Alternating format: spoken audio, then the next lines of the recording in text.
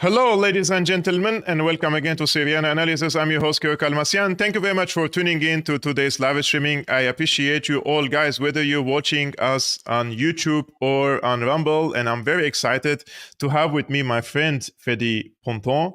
He's an independent researcher and journalist based in France. He is focused on European politics, geopolitics, NATO, and international criminal investigations. I have given my opinion about the terrorist attack in Moscow the other day in two live streamings, and I wanted to take the perspective of Freddie. He is a perfect researcher in this regard as well, and he also probably has a different theories about what happened in Moscow. Freddie, thank you so much for being with me today. Well, Kevork, it's great to be on your show. I've been waiting for a long time for us to get the chance to have a chat and catching up a little bit on the current climate in Ukraine, in Russia, and around the world. So it's a pleasure to be with you here today. The pleasure is mine, Freddie. And guys, it goes without saying, the X account of Freddie is in the description below. Hit him a follow and read what he has to say about the different geopolitical conflicts we are encountering, because unfortunately, these conflicts are not going to end anytime soon. And we are here to give you a perspective that serves the interests of most of the people and also serves peace and stability around the world. Freddie, there was a terrorist attack in Moscow. It was horrible, horrendous. I've seen the videos. I watched them on slow-mo.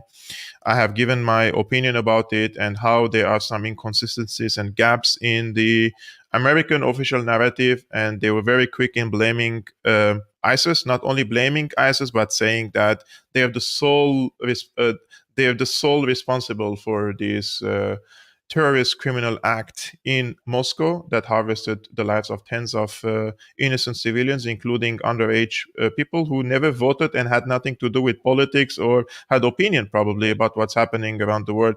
Now, on the other side, the Russian side, the Putin, the FSB director, Bortnikov, they're convinced that the head of Ukraine's SBU, Maliuk, and the chief of the defense intelligence are involved in the Crocus attack.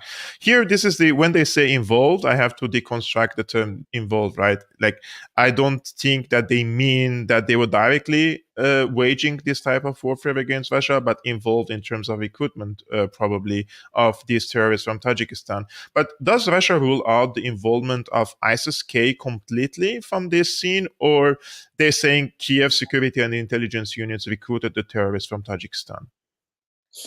Yeah, that's the questions at this moment in time, which is bugging people's mind. Is that where this actual contract comes from? Because it's a contract. When terrorists are coming like this and telling you they've been paid, that's mean there's a transaction.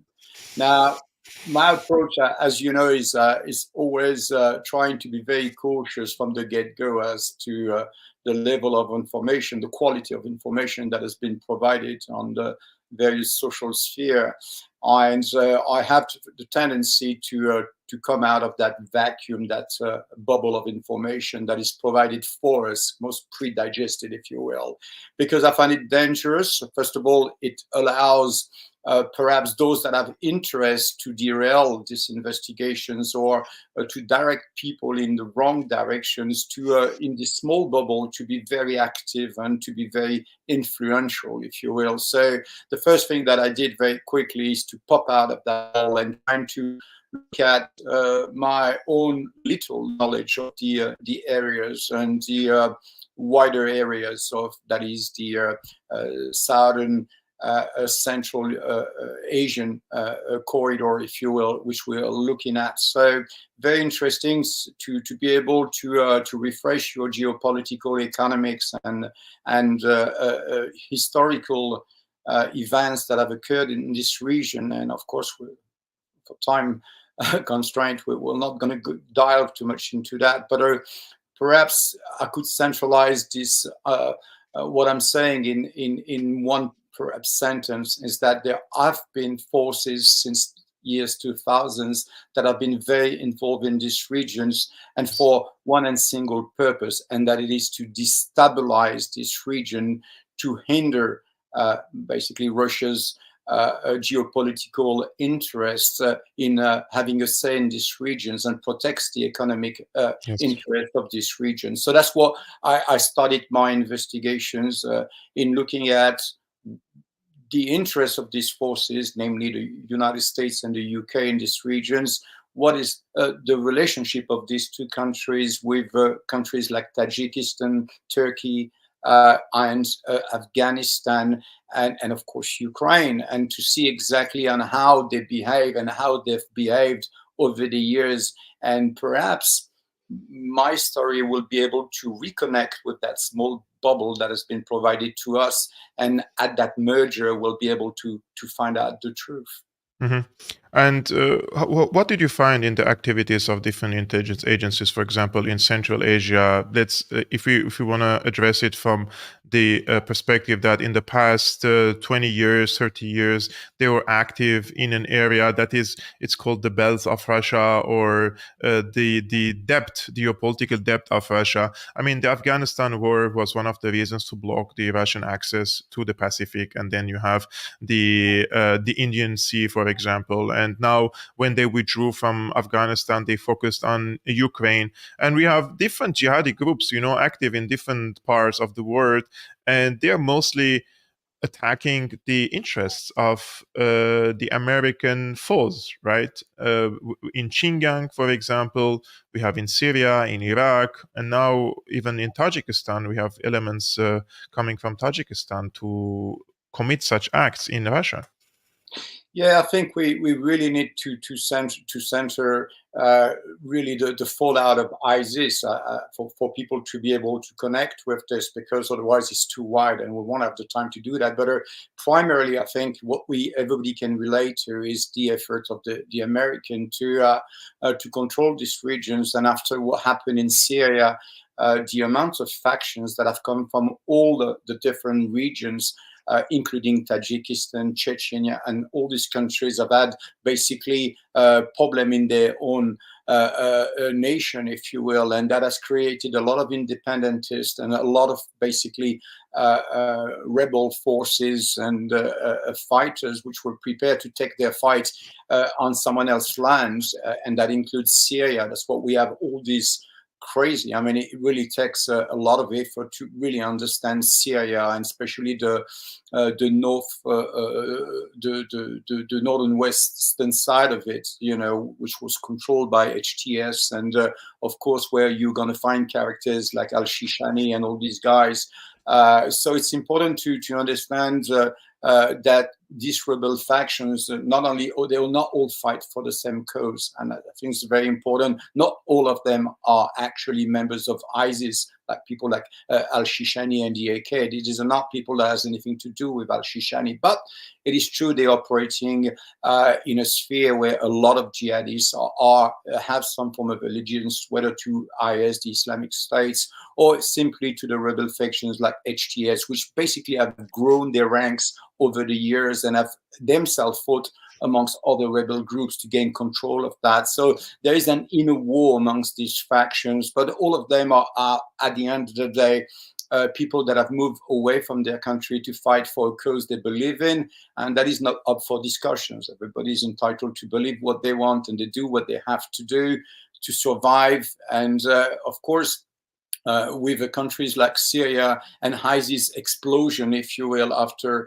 the American efforts to do that, then a lot of them end up basically moving away from Syria, and they're like everybody. They need to make an income. They need to serve a purpose or to have a purpose, because they're not moving alone. They're moving with their lieutenant. They're moving with their troops. They're moving with fighters, extremely good fighters, very highly trained fighters.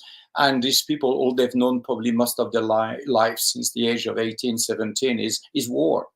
And that's important to understand, that there are very important corridors for these particular factions, rebels, to move in different countries for different purposes. And in this particular case, these guys moving from Turkey to Ukraine to serve basically under the Ukrainian armed forces and the Ministry of Defense there. So that's I think what we wanted to see very quickly is that what is the relationship with the rebel from Tajikistan, those that basically will die for their country, but also will die trying to fight Russia and other countries simply because they don't like what they stand for. They feel that their country has been stolen from them by Russia, and therefore it is their fight. And then, of course, you ultimately going to find some of these guys in different countries. That includes Afghanistan, that includes Syria, that includes Turkey, that include, of course, Ukraine. So that's really when you look at that. And the first thing what I remember thinking when they were talking about Tajikis basically being involved with this terror attack at the Crocus City Hall, then my first thing was like, Tajikistan, why would these people from Tajikistan, because many of them actually live in Russia. Many people have actually citizenship in Russia. And it's important to understand that it's extremely dangerous because some of them who fight alongside the Ukrainian army benefit also from sleeping cells. And what we could say very quickly is that we saw Britain, especially the British, were very much involved in the process of facilitating the transfer of Tajikistan into Russia via different outreach, which we'll talk about in a moment. So we can see that there are many players involved with Tajikistan, whether it is from a military point of view, whether it is from simply an immigration point of view.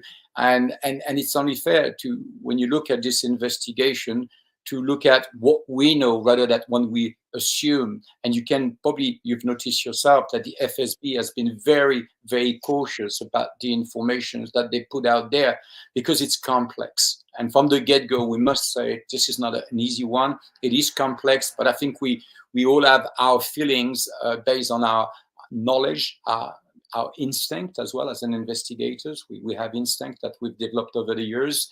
And I think it is very clear today that for me and my position at this stage is that this has involved more than one country. I believe that the United States and especially the UK are very much involved in this planning. I'm not talking about the execution, of course, since we have 11 people arrested, 4 of them are Tajikistani, and they've already spoken a little bit. And I think clearly the finger is pointed at the client rather than the perpetrators. So this is the quest of finding who's the client, who commanded this horror, this attack, this horrendous crime, and how can we get to them in order for them to face justice. I mean, if the middleman here, if the planning was from the CIA and MI6, I mean, they have a track history in planning such operations around the world. I would not really rule out that possibility. I don't have evidence. I connect the dots, right? And however, it's really suspicious when an hour or two after the terrorist attack, the Biden administration and London, they were so sure that the only the sole responsible of this terrorist attack was ISIS-K, and there are no other connections here. It really raises the suspicions because as much as they try to push for a certain narrative, I always have the gut feeling and that there is something else in this regard, and there were other actors involved in this. And now the Russians are, I wouldn't say like they're officially just accusing Ukraine, but they're pointing fingers at Ukraine, that there was some planning happening in Ukraine. This is, in my opinion, also gives an exit for the Americans and the Brits to, like, as if the Russians are telling them, we're not going to accuse you directly, but your client country, and that is Ukraine, and the repercussions are going to be against Ukraine. So in your opinion here, what's the most plausible theory, and how will Russia react? Because people are divided between, like, in Russia, people are asking the president to take a decisive action, but I've been following Putin's calculations, and he doesn't act upon reactions. Like, there should be, in his mind, so many other calculations taken into consideration before acting.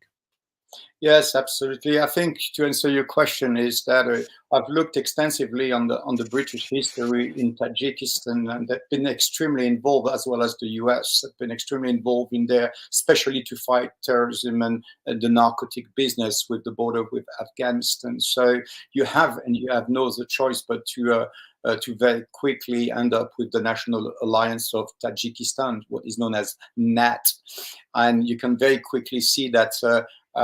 These guys have been benefiting from the support of the Brits, and we saw many of this delegation in this exile kind of a form of government, if you will, based out of London. You have characters like Gulmurod Kalimov, which was basically a chief of police in Tajikistan, but was recruited by trained by the United States. He went on with a lot of training with the CIA and Blackwaters and other contractors alike, despite a lot of cry out from many different international human rights associations saying, how are you going to go train these guys, which are declared as extremist group in their own country? Yes. So they all went on exile. So my view on how to solve this problem is, obviously these are people that committed a crime that are on exile. They are basically expatriates in Russia, and some of their leaders, from Tajikistan, have been expatriated in London. I mean, you can clearly see also that part of the immigration process, is very important because it is ensured by the National Union of Migrants of Tajikistan.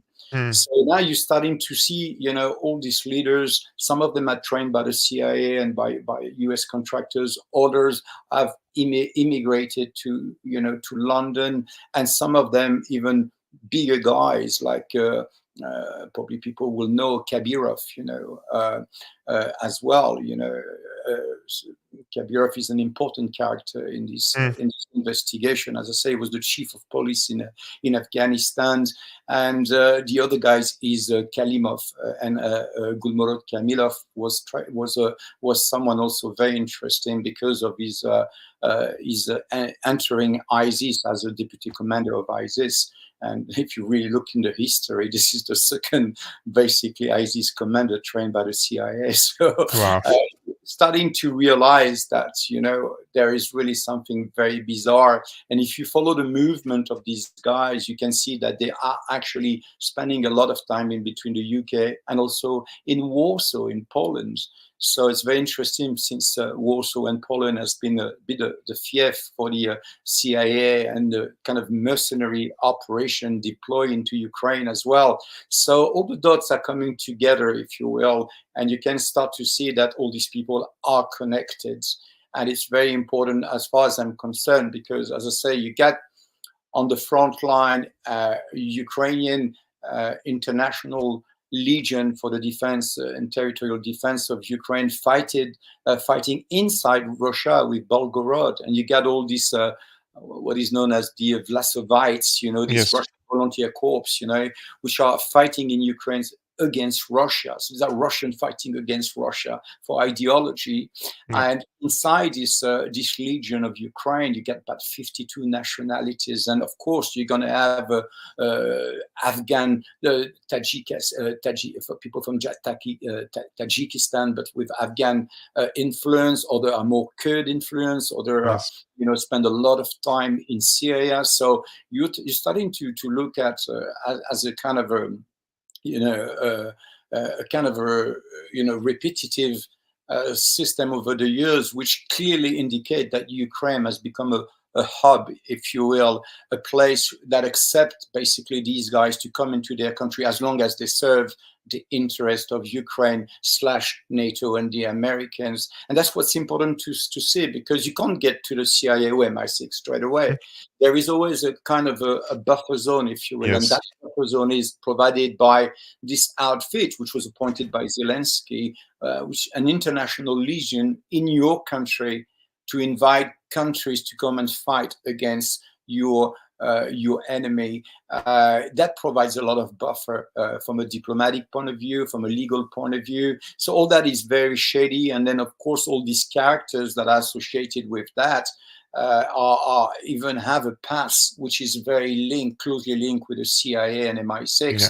So you look at the intel apparatus and the intelligentsia of Ukraine, you can clearly see that those that were there, like in the Unit 2245, they were part of basically gathering information, capturing technology, drones from Russia, and for the CIA to retro-engineer this technology. And all these guys have been trained, highly trained in tradecraft and so on. So you have all this intelligence available. You have now the gunfires available, moving away from the explosion of ISIS, and you get basically a concocted story about ISIS-K, which does not exist really.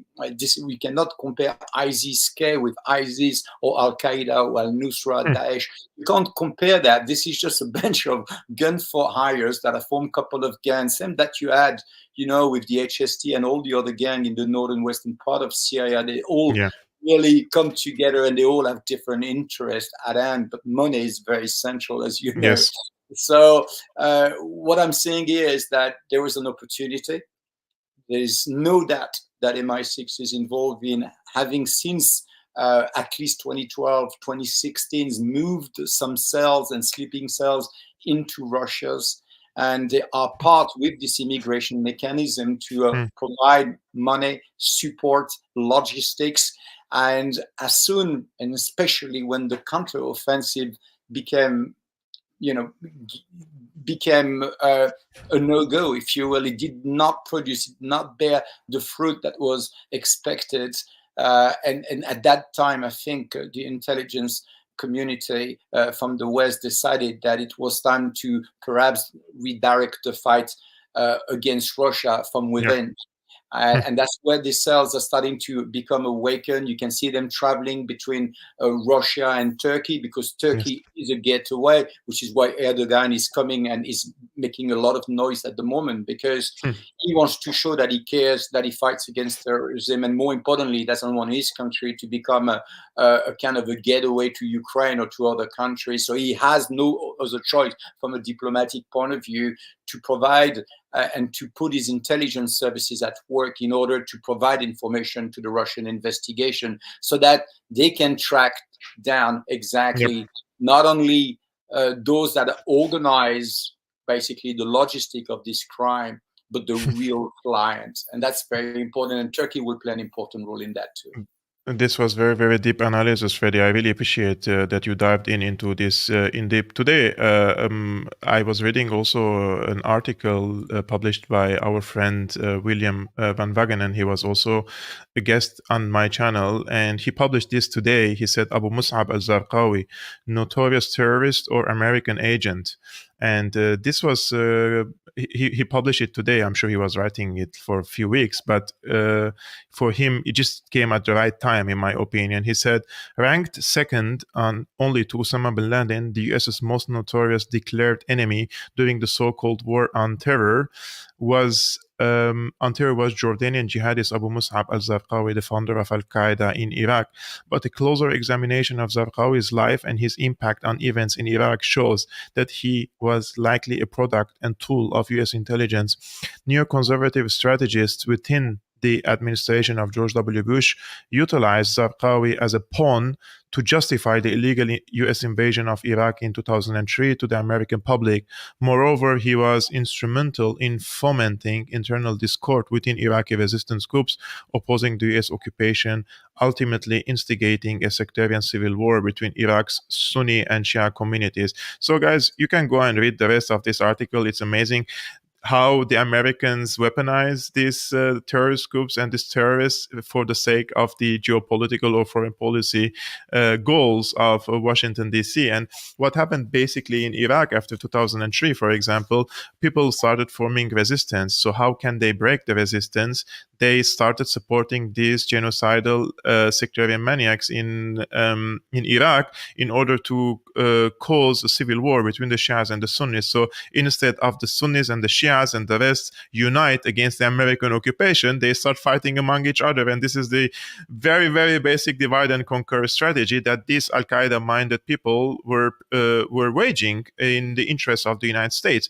Similar thing in the past few live streamings, guys, I explained how the Brits started this game in 1920s, because when they were in Egypt and they want to have a strong grip over Egypt, and then the nationalists, the socialists are forming resistance against the British occupation, what do? We divide and conquer them. So they started supporting the Muslim Brotherhood, and then the Muslim Brotherhood hate the socialists, they hate the nationalists, and they started fighting against each other. They supported the Muslim Brotherhood against Jamal Abdel Nasser, against Hafiz al-Assad, and all the nationalist or pan-Arabist groups in the region, right?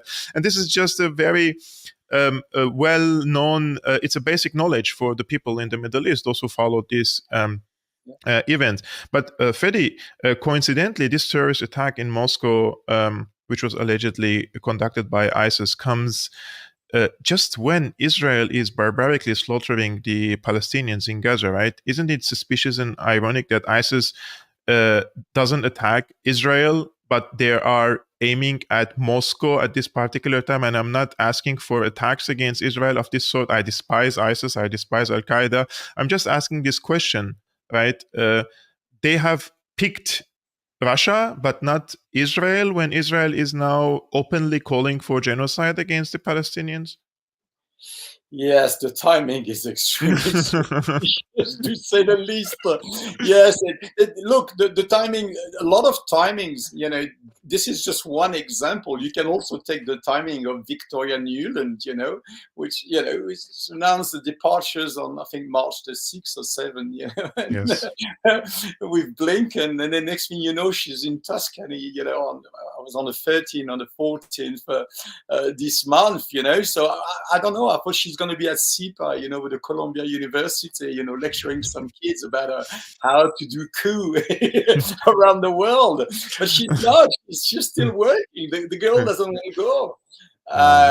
So look, the timing is horrible. You get, as you said, this genocide that is going on in Gaza is horrendous, and it's a shame on the international community to have not been able to really put far more pressures on the United States and the UK to stop this geopolitical game, as they treated a humanitarian crisis and a genocide like they would treat a geopolitical a chess game, where, we support, but we don't. We provide the weaponaries, but we would like you to let the aid enter Gaza. I mean, the dichotomy of the US Department of State and the diplomacy, if there is any diplomacy, that really, really beg for more questions. And as far as I'm concerned, what we are saying now is perhaps even more political than ever. I don't think people have truly understand why the United States abstain at the United Nations Security Council. I have my opinion about it, and it's very simple. I think for the past 10 years, Netanyahu has abandoned the Democrats in the United States. I think that this decision has been made a long time ago, and Netanyahu can really kind of pride himself on moving Israel from the left to the right. And from the moment he moved it to the right, there is no way back. So there's no way for Biden, although Biden understands the importance of the Jewish lobby in the United States, cannot win an election in the United States unless you're going to get the green light from these guys. Yes. I mean, that's pretty obvious. So you need to have Israel in your camp. But because the decision has been made by Netanyahu and is relentlessly worked to bring the right into the pictures, then the left became pretty much, irrelevant to a certain degrees. So Biden has kind of went along because he's got obviously in November a big date to attend to. And if he wants to have any chance basically to win, he's going to need any help he can get, and having the Jewish lobby behind him is going to be an important one. So I think all the decisions that were made from the State Department was about to get this Democrat in bed with Netanyahu, trying to say, hey, we want to work with you, Bibi. We're not your enemy, don't disregard us, don't go with the Republicans, But this just was not successful because the decision has been made a long time ago. And I think that perhaps now Biden camp is realizing that this is a battle not only that is perhaps lost, and Bibi will not change his mind about that. He'll ignore them as long as it takes. But you're going to have also, they're going to have to deal, the Democrats going to have to deal with the repercussion, because this is at the court of the International Court of Justice for genocide. And if you add and abet a regime and you provide military help to a regime that is eventually and will eventually be found guilty of genocide, some head is going to have to fall, and the Newlands and the Blinken and and just to name a few, they're gonna have to answer some serious questions. So not only they probably will lose these elections, but they're gonna have now to face the repercussions of their actions. And I hope the international community will put a lot of pressures on anyone that has done anything different than what South Africa has done. Actually, this is also affecting Germany, and I was reading this today also on X, and it says, just a second, let me make this big. Yeah, Germany to send delegation to Israel to discuss international humanitarian law with Israeli government. Nicaragua's case against Germany before the ICJ seems to be having some effect in Germany's public position, that it is convinced that Israel is abiding by international law in the war in the Gaza Strip. Recall, Nicaragua claims that Germany has failed and is failing to ensure respect for the 1949 Geneva Conventions and additional protocols by providing aid and assistance to Israel, in particular weapons that would or could be used in the commission of grave breaches of the Geneva Convention of 1949. With the oral hearings on provisional measures in The Hague less than 2 weeks away, this seems to be a late act in damage limitation, more than 5 months into the war, and numerous reports of violations of the international humanitarian law by both sides. This comes much too late and looks more like a tactical move rather than a genuine attempt to ensure respect for international humanitarian law by Tel Aviv. And Richard Walker said, just now in Tel Aviv, Germany will send a delegation to Israel to discuss questions of international humanitarian law with the Israeli government. As a signatory of the Geneva Convention, Germany is obliged to remind all parties of their duty to abide by international humanitarian law. Annalena Baerbock. I mean, they are persecuting people who speak against the Israeli policies in Germany. If you live in Germany, they come after you legally if you criticize it. And now they are sending a legal team to Israel to kindly ask Israel to abide by the international humanitarian law. I truly believe that Israel will not listen to these ceasefire calls, especially after the resolution in the UN. They were yesterday bombing the surroundings of Rafah, and they are going to rebel against the Biden administration and the Germans and the rest. But the question is, how can Israel survive in such a situation without allies? Because the weapons are from Germany, the weapons are coming from the United States. The Israeli side doesn't have the industrial complex that can sustain itself independently without foreign aid and foreign support.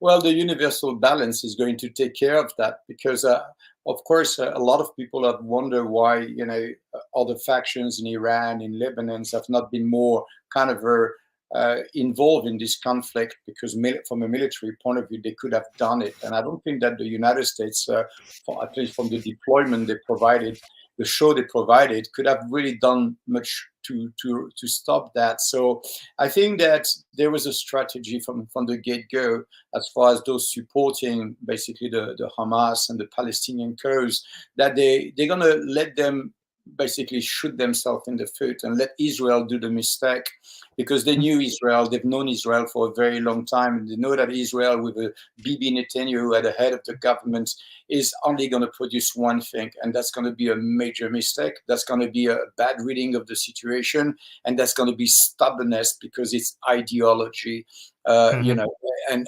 to some form, perhaps even religious beliefs. But out of that, what I'm reading right now is that it looks like everybody has been extremely patient, almost like the Russians have been with the Ukrainian.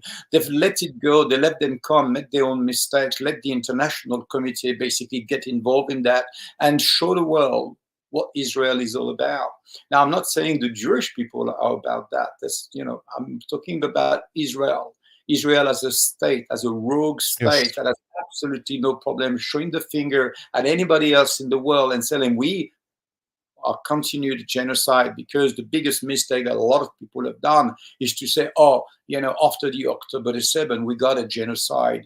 Now, the genocide was there way before. It was there for a long time. Ocampo, the former head of the International Criminal Court, the ICC, was the chief prosecutor there. I'm not a big fan of the guys, but he says some intelligent thing. And one thing's perhaps the most accurate things that he ever said on camera during an interview with Al Jazeera, which I posted on my Twitter account, is that the siege was the genocide. Right? You stop people from being able to move, from being able to develop their community, their culture, their habit, their business, the freedom of movement, the right to self-determination is hindered. You control every aspect of the Palestinian life. You are guilty of genocide. No one needs to die for a genocide to be declared a genocide. So that's, for me, what I saw about that afterward is like, let's call the genocide and let's go back out of the vacuum. And again, like we're doing with this Russian investigation and Ukrainian and American perhaps involvement in this, is get out that bubble and go back to the fact, the historical fact that there, and it's absolutely, it's unchallengeable. The genocide started, 16 years ago at least, when the siege was really upon Gaza. And that's, for me, really at this moment in time, what we're going to see now is that the clock is going to, it's going to go anti-clockwise for the Israelis. And I'm sad to say there are good people in Israel, probably people that do not support, these crazy activities. A lot of people are against the Netanyahu regime and these monsters that he has brought in with him from the far right, so they are destroying Israel, and I think they are doing a good job at it. And I think eventually, I would say, with enough time, Israel will find itself extremely isolated. Indeed, actually, also your thoughts were echoed also by Alistair Cook, and he told me like Israel is in a suicidal mission. And when I asked him but it seems to me that the enemies of Israel know this, and they're holding their hands and taking Israel to the trap, and Israel is going to the trap willingly. And with this, also, I also wrote this post the other day because you mentioned the Israelis and the difference with the Jewish people, and I said Israel not only lost its military deterrence against its regional enemies, but it also lost the fear of millions of people worldwide. The majority no longer fear being accused of anti-Semitism when criticizing Israel, as it is a state, and criticizing its government's actions should not be equated with hatred towards a religion. If that were the case, then criticizing Saudi Arabia and Iran would be considered anti-Islam. And this deterrence that Israel lost in this after October 7, it cannot be underestimated. They are using excessive force, maiming the bodies, babies. We can see them documented on video every day. It has a purpose. They are doing it deliberately in order to impose their deterrence on the people. Because if the people no more fear Israel, they will rebel against Israel, especially the people who live under occupation, right? Israel is based, in my opinion, on few concepts, one of which is it's a safe haven for the Jewish people around the world. This has crumbled after the October 7. 1 million people in the north of Israel have emptied their settlements, and on the surroundings of Gaza, nobody wants to live again in the surroundings of Gaza in any settlement, right? So this concept has crumbled. And two, it was a country that can deter the enemies. And we're speaking about the state and non-state actors. And nowadays, you can see clearly Hezbollah doesn't fear Israel. Actually, Israel fears Hezbollah in this regard, and they don't want to go, or they know if they go into war against Hezbollah, the results will be very, very bad for Israel itself.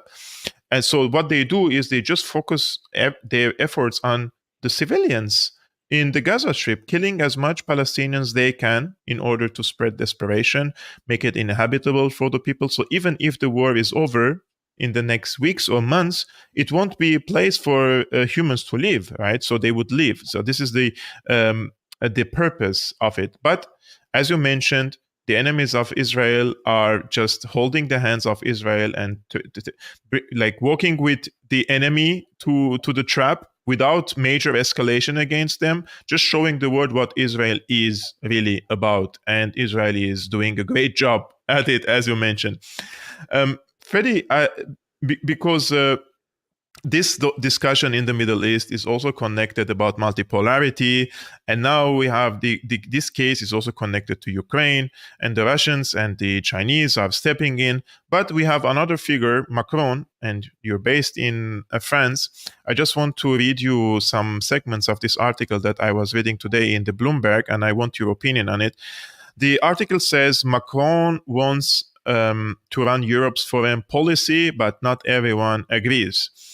And with the UK no longer in the European Union and Germany's government riven with division, Macron has been fashioning himself into the continent's de facto figurehead on foreign policy. He's taken a lead on confronting Russian aggression and the humanitarian disaster in Gaza, but not all his allies are convinced he is the best champion of their interests. His controversial comment about boots underground earned an instant and very public recrimination from German Chancellor Olaf Scholz and angered US officials who privately say such a move might even risk fomenting a clash with Moscow, according to a senior official familiar with the discussions among allies. And this is, guys, a picture he posted himself on Instagram showing how powerful he is, with probably his biceps are photoshopped.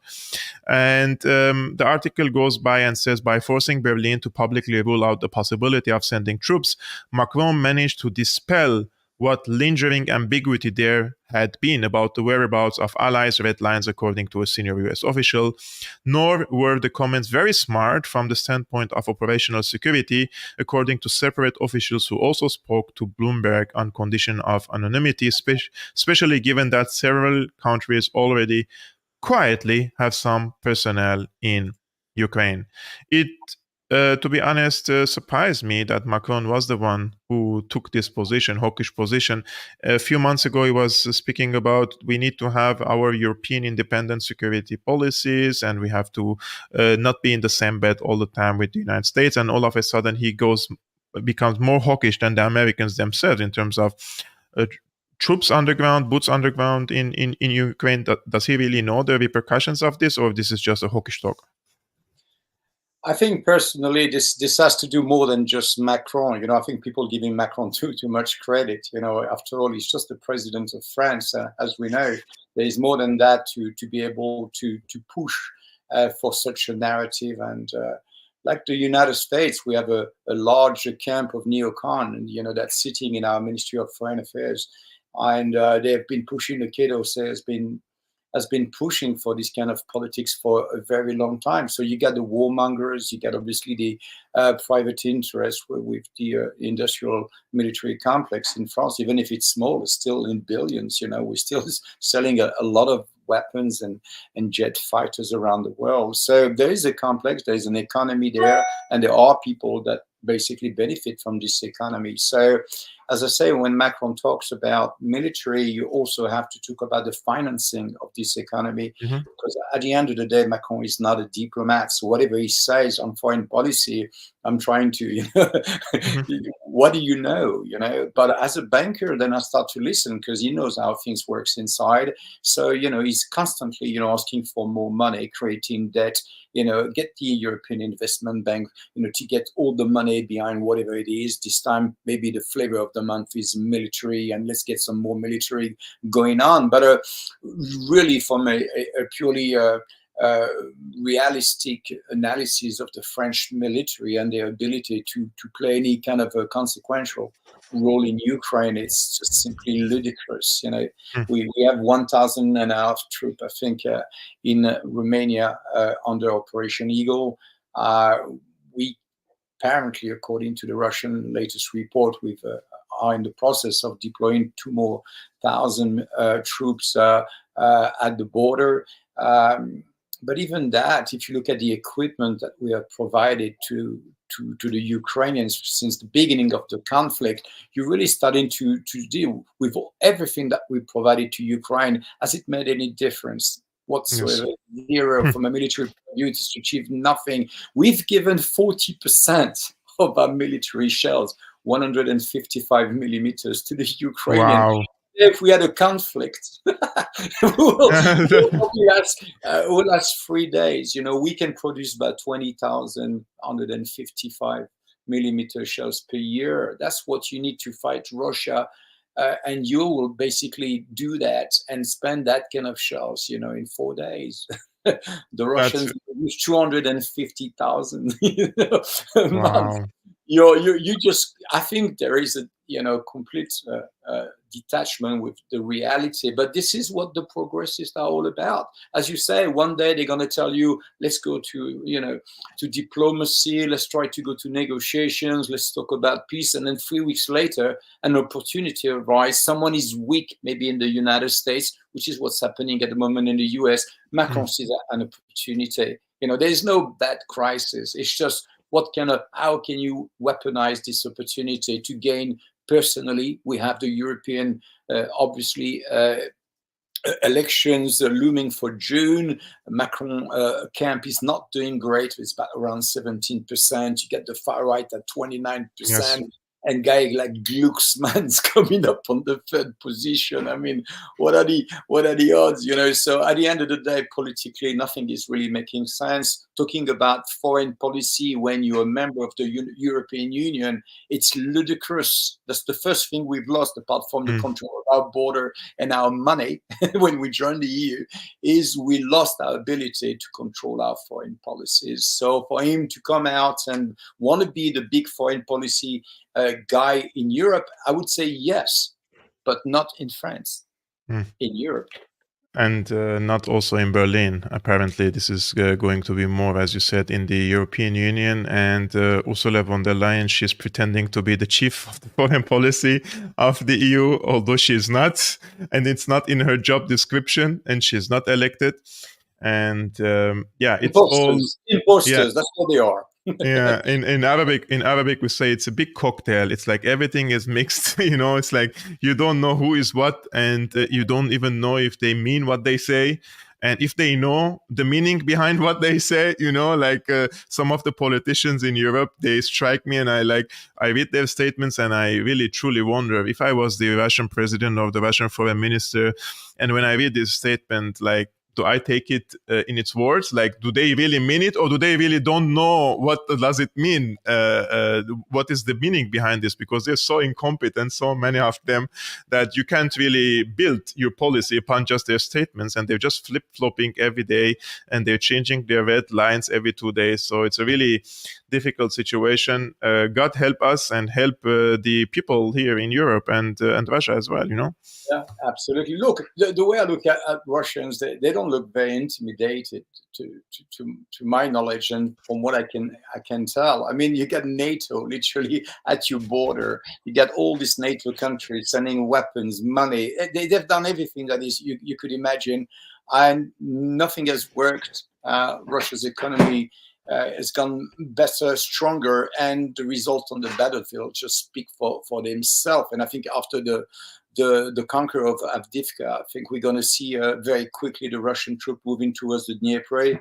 And I think, as you can see already, a lot of shelling in Kharkov. You're going to be Odessa is definitely on the map and the priority list. So, and we're going to start to see some really key strike as well from Russia into some strategic infrastructures in Ukraine, because you don't have to kill a lot of men. And I think that is what Putin has always been about, is preserving the life of his troops and paralyzing Ukraine via the different means. And that includes the key infrastructures, the underground gas storage, all that kind of things is becoming now more and more legitimate target, because it's going to want to shorten the time, to stop the suffering, because there is no negotiations looming. Clearly, someone has to stop this conflict and put an end to it so that people can actually go back to their life and reconstruct their country. But if we don't do it, NATO will be there in 10 years telling you the same story. Nothing is going to change. If you see the missile and, hypersonic missiles going through Poland, even if it's, thousands of meters within the airspace, and they're crying like they've lost the sovereignty almost. But when you really look at it, the Russians don't care. They couldn't care less. They're like, so what are you going to do about it? We're in control here, and you've been messing with us. We're not going to take any gloves. I think the gloves are off at this moment in time, and we're going to see a Russia what we haven't seen, over the past 2 years. I think we're going to see something slightly different, and certainly with more muscle in it. Unfortunately, this all could have been avoided with negotiations in February, March, even 2022, or even before that in 2014 and 15, if the Minsk Accords were implemented and the Ukrainian side and the NATO side, the Nulans and the Clintons and the Bidens didn't use these agreements as to buy time to arm Ukraine to the teeth and provoke this war, unfortunately, through pushing Ukraine under the bus. And in the process of it, hundreds of thousands of Ukrainians and also Russians perished in this really avoidable war, in my opinion. Freddie, thank you so much really for being with me today on this live streaming. I really appreciate you dedicated this time for me, guys. His Twitter is in the description below. Hit him a follow and also read his analysis about what's happening there. Thank you very much for having me. Bye-bye. Guys, I will come back to you tomorrow. Again, another live streaming at 5 p.m. Central European Time, 12 p.m. American Eastern Time. Before you leave this live streaming, I would really appreciate it, guys, if you just hit the like button so that this video would be proposed and suggested to more people. That would be a great help. And if you want to support my independent work like this one I'm doing every day, 5 days per week, let's say, between Monday and Friday, please become a patron. The link is scrolling on the screen, patreon.com/Syriana Analysis, and I will see you tomorrow. Peace be upon you, upon your families. Salam.